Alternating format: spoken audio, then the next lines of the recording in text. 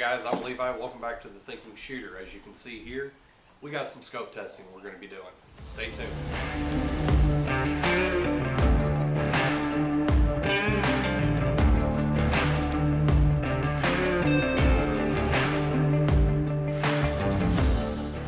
Hey guys, welcome back to the Thinking Shooter. It's been a minute, but you know, whatever. We're going to start off the evening with a what's in my cup.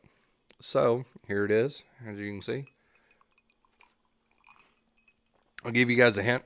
It is an adult beverage, but hit that like button, hit the subscribe button, hit the notification bell, turn all the stuff on. Make sure you share this with anyone you think might enjoy this content and whatnot. I've got a little notepad down here to help me keep track kind of what we're doing.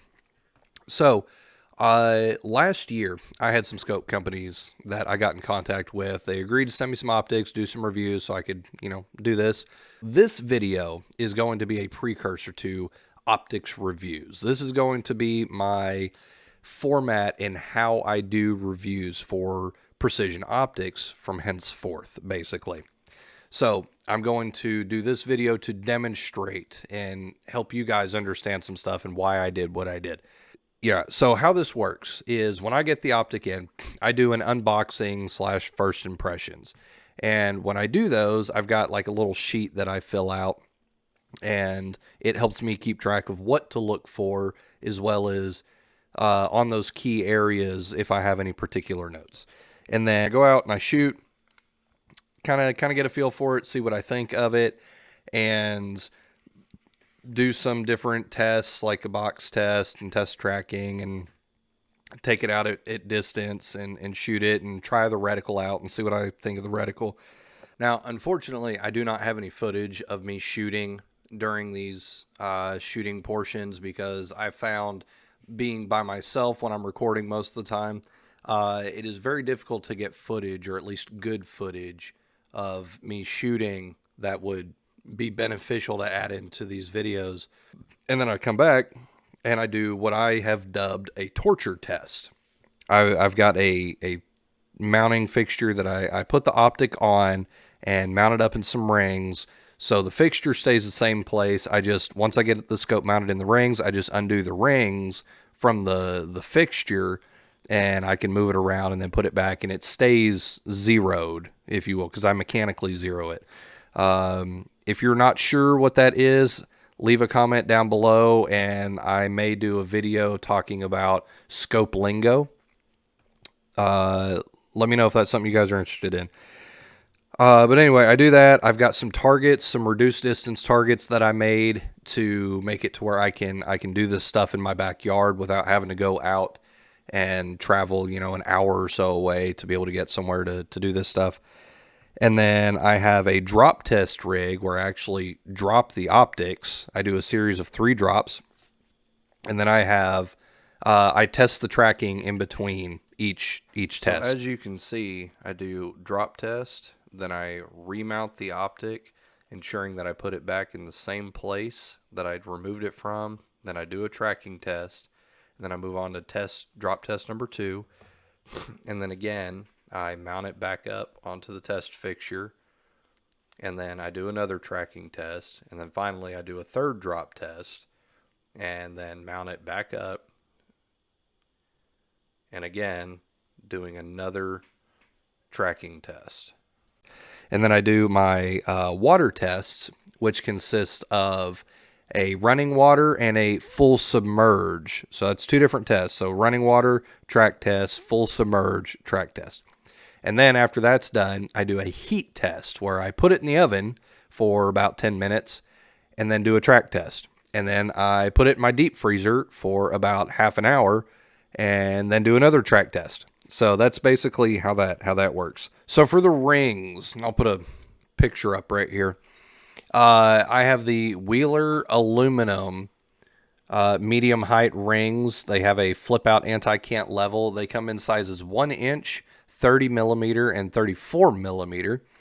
Because the scopes that I was using or testing only were in sizes 30 mil and 34 mil. Those are obviously the only 2 sizes that I used.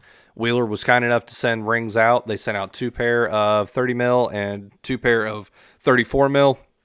Somewhere along the way, I went and bought another pair of 30 mil because I changed kind of how I was going to do it. Instead of using the same exact pair of rings, putting the scope in it, and then when I was done, taking the scope out of those rings and putting the next scope in those same rings, I decided I only need 1 pair of rings left to have all 5 scopes because I have 2 34s and 2 30s, so I only needed 1 30 left.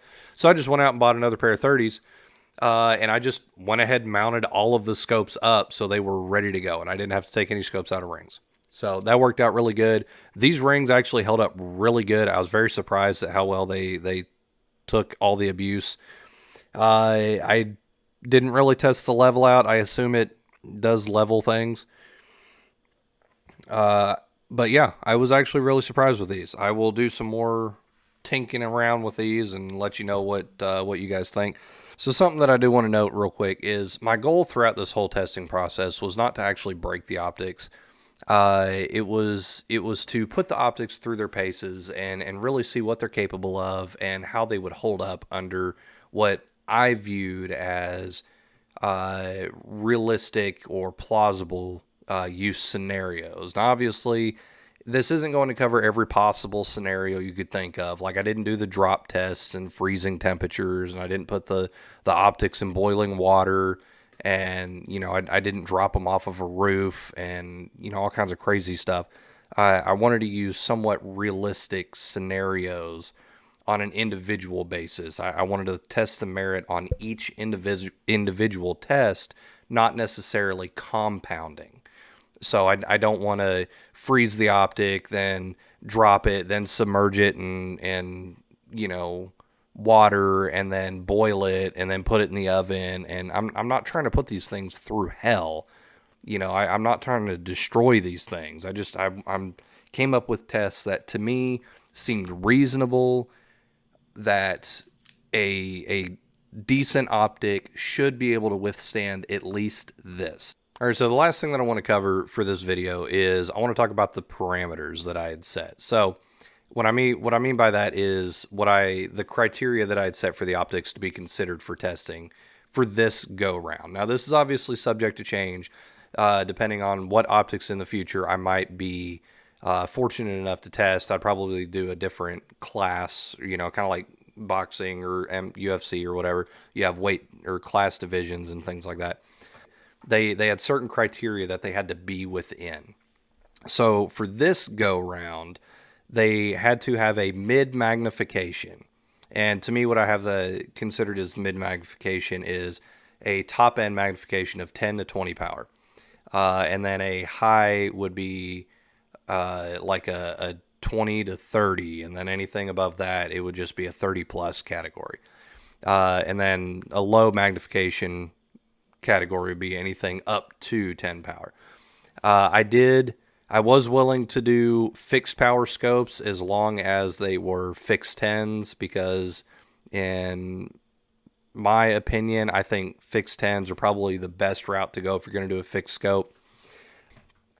The price had to be between $400 and $800, and this was MSRP. This was not, you can go find it on UncleBobScopeEmporium.com for $600, even though on the website it says $800. No, it had to be what the manufacturer suggested retail price is. It had to be between $400 and $800. Now, as of the recording of this video here, some of the price of, I think all of them have gone up a little bit, but only one of them got technically pushed out of this category. You can still find them. Unfortunately, it kind of goes against what I had set, but you can still find them for less than this. But the MSRP did jump up from when I first got the scope to the recording of this video. All the scopes had to be a first focal plane optic. They had to have some type of side adjustable parallax. The tube diameters needed to be either 30 or 34 mil, because 1 inch sucks and needs to be obsolete, and I wish manufacturers would stop making 1-inch tubes. And then anything above 34 is, I'll put that in the exotic category or very expensive category.